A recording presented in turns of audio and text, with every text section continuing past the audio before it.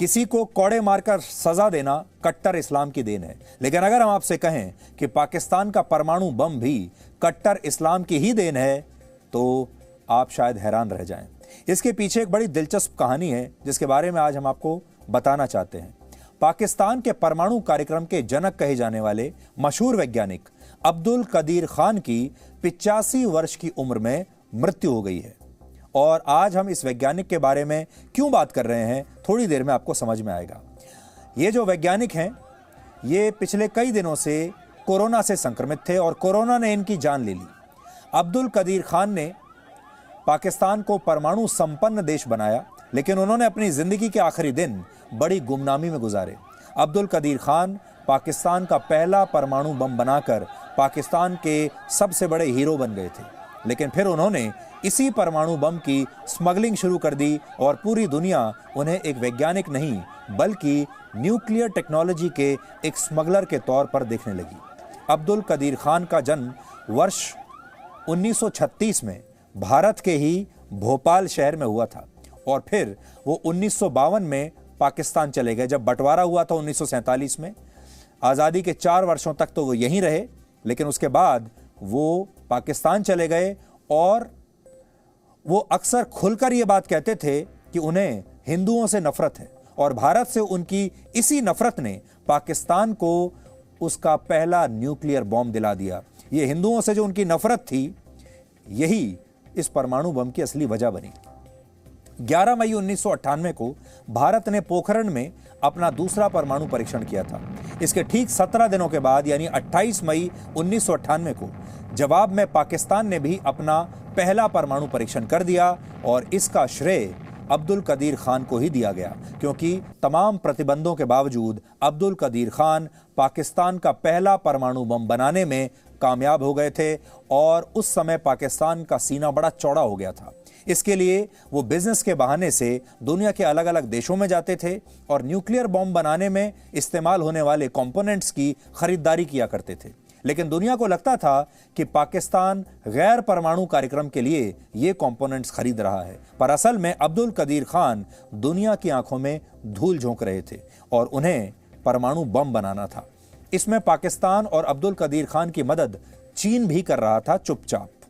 भारत ने अपना पहला परमाणु परीक्षण वर्ष 1974 में ही कर लिया था। तब अब्दुल कदीर खान नेदरलैंड्स में एक यूरेनियम एनरिचमेंट फैसिलिटी में काम किया करते थे।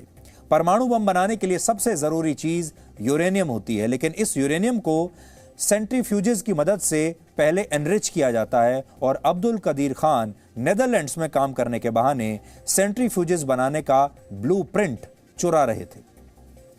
इसके लिए उन्हें वहां की अदालत ने भी बाद में दोषी माना था, लेकिन इससे पहले कि वहां उन्हें सजा दी जाती, वो उससे पहले ही नेदरलैंड से भागकर पाकिस्तान आ गए और उन्हें पाकिस्तान के तब के प्रधानमंत्री जुल्फिकार अली भुट्टो ने पाकिस्तान के एटॉमिक एनर्जी कमीशन का सदस्य बना दिया, जिसके बाद उन्होंने पाकिस्तान के कहूटा में एक रिसर्च लैब बनाई जो आगे चलकर स्मगलिंग के जरिए चुराई गई तकनीक के आधार पर परमाणु बम बनाने वाली एक फैक्ट्री में बदल गई। अपने देश को परमाणु ताकत बनाने के साथ साथ अब्दुल कदीर खान दुनिया के अलग अलग देशों को भी गैर कानूनी ढंग से न्यूक्लियर टेक्नोलॉजी बेचने लगे। इसके लिए उन्होंने बाकायदा एक नेटवर्क बनाया जिसे दुनिया आज खान नेटवर्क के नाम से जानती है। इस खान नेटवर्क ने ईरान, उत्तर कोरिया और लीबिया जैसे देशों को न्यूक्लियर टेक्नोलॉजी बेची और आज उत्तर कोरिया जैसा देश उसी चुराई हुई टेक्नोलॉजी के दम पर अमेरिका और जापान पर परमाणु हमले की धमकी देता है। उत्तर कोरिया ने पाकिस्तान से न्यूक्लियर टेक्नोलॉजी तो ली और बदले में पाकिस्तान को मिसाइल बनाना सिखाया और आज भी पाकिस्तान की ज्यादातर मिसाइलें उत्तर कोरिया की तकनीक पर ही आधारित हैं।